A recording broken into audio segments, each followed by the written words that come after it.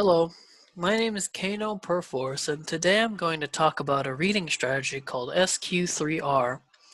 I've chosen SQ3R because I feel that it has been the most useful and provided me with the most success out of all the strategies we've used this quarter.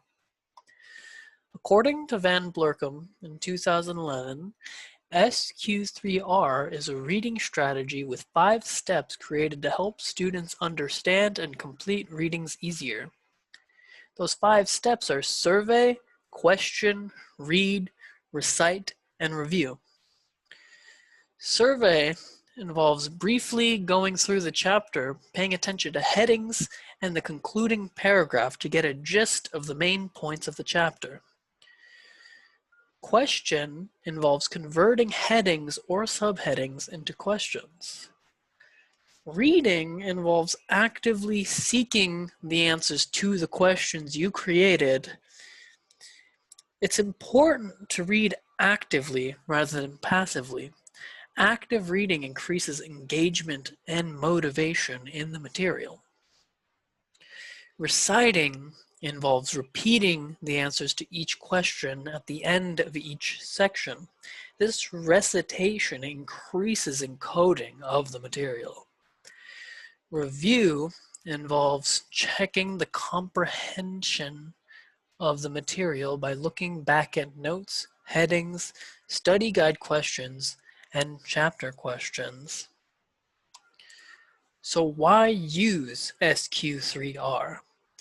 The different steps of SQ3R all serve to support active engagement and motivation in readings, as well as improved encoding and recall of the material.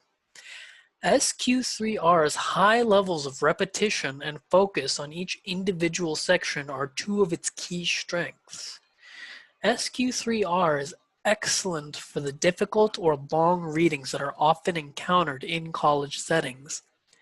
SQ3R may be considered time-consuming, but the extra time is worth the improved comprehension and memorization. The study by Rayner et al. In 2016 claims that taking time while reading is integral to comprehension. Since I've learned SQ3R, I've consistently used it on most of my college readings. I've used it on numerous textbook chapters and research articles. I've noticed huge differences between my comprehension, encoding, and retrieval before and after implementing this reading strategy. Some of the benefits I've noticed specifically have been that before I used the strategy, I had no motivation to start or continue reading for school, no engagement in reading, huge difficulty with college readings in general, and minimal memorization of the material.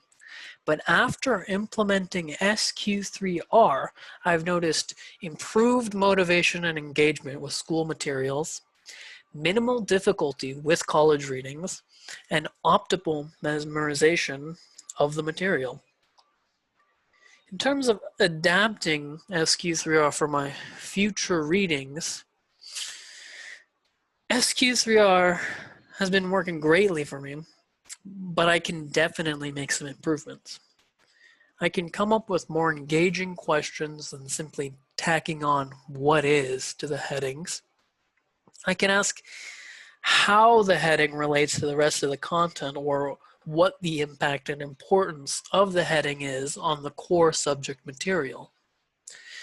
I should set a specific amount of time for the review portion of SQ3R. I often go over the material once or twice and call it a day, when I can benefit more from additional time or study sessions.